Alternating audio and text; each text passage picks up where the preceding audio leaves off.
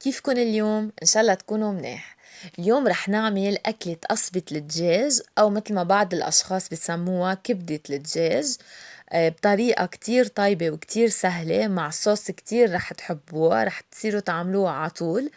وكمان بدي أعلمكن كيف تختاروا القصبة اللي تكون طازة وكيف ننضفها منيح. ضروري أعرف اختار القصبة الطازة، لأنه إذا كانت شوي قديمة دغري بتعمل تسمم. أول طريقة لأعرف هي من ريحتها، ريحة القصبة إذا ما كانت طازة دغري بتطلع مش حلوة.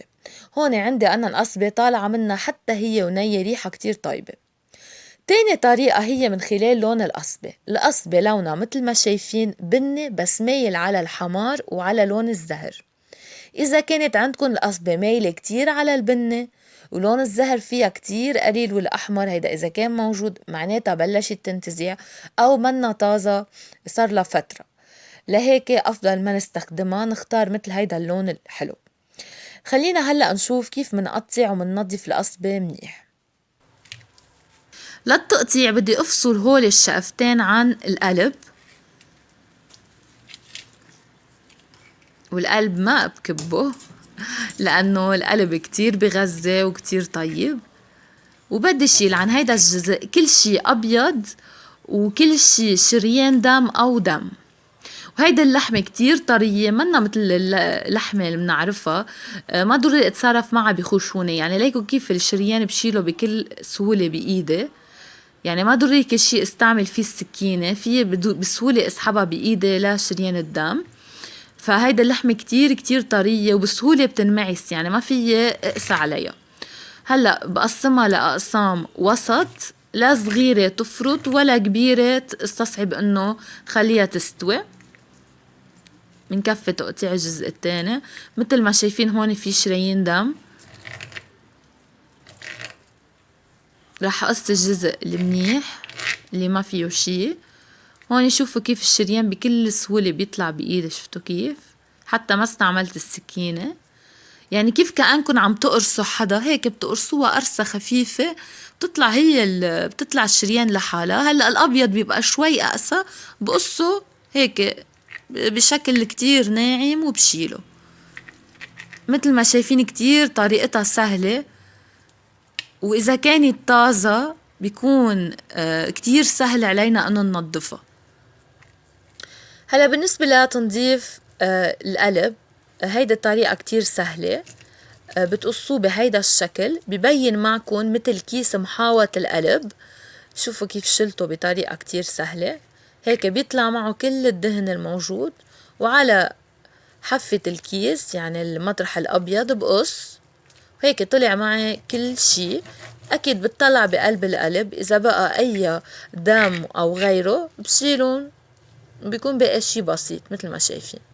هلأ هون أنا من بعد ما خلص تقطيع بغسلهم بالطريقة اللي انتو بتفضلوها، يعني مي وخل، مي وملح، مي وحامض مثل ما بتحبوا، ومنشفن ومنحطن على نار عليها زيت محمينه. فيكن تستعملوا أكيد أي نوع زيت، نباتي أو زيت زيتون مثل ما بتحبوا، حتى فيكن تستعملوا زبدة.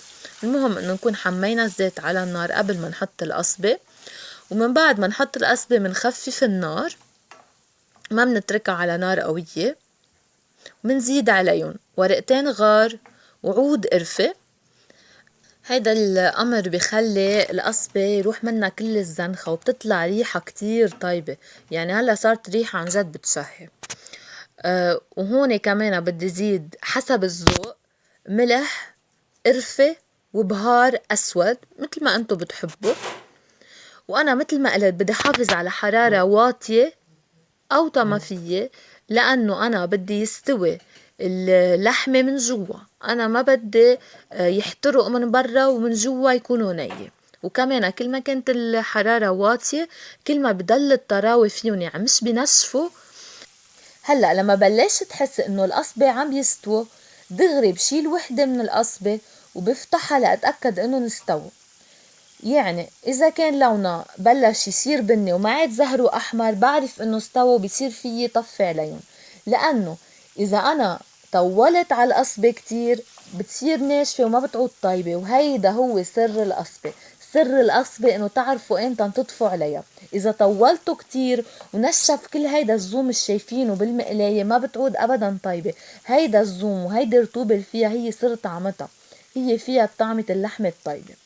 فانا طفيت هلأ عليها وبدي احضر معكم الخلطة اللي كتير طيبة. الخلطة رح احتاج فيها لحامضة ونص معصورة مع ملعقة كبيرة من الخردل. بزيد عليها ملعقتين كبار من دبس الرمان، وكمان بدي ملعقة كبيرة من الصويا صوص. وكل شي علينا نعمله هلأ هو نخلط هول المكونات مع بعض تيصير عنا خليط متجانس، ونحركن كتير منيح قبل ما نضيفن على القصبة. هلا اكيد ما تنسوا انه نحن حطينا اوراق غار وعود قرفة، هولي بدنا نشيلهم، ما بقى نحن بحاجة لألون. وصار فينا نزيد الخلطة. هلا فيكن انتو دغري تحطون بصحن وتخلطون مع الخلطة، بتطلع الطعمة كتير طيبة. او فيكن تعملوا مثل ما انا عملت، انا طفيت عليهم قبل شوي ما يستووا بشي بسيط، وزدت الخلطة عليهم وعم حركن معهم على النار. هيك انا برأيي بتفوت الطعمة اكتر مع القصبة. اكيد هون انا حطيتهم على نار هادية وما بطول كتير عليهم، لانه ما بدي الخلطة تنشف، بدي اياها تضل موجودة، ما بدي ابدا اكل قصبة ناشفة. فاذا هلأ صار فيي انا طفي عنهم وصاروا جاهزين للاكل. وهلأ صارت القصبة جاهزة عندي للأكل. قصبة كتير طيبة، لما تجربوها ما بقى رح تعملوها غير طريقة. نحن هون بلبنان بناكلها مع الخبز العربي، وإذا بدكن مع توم. هلأ هيدي الصلصة كافية ووافية، يعني بتاكلوها حتى بدون التوم كتير طيبة.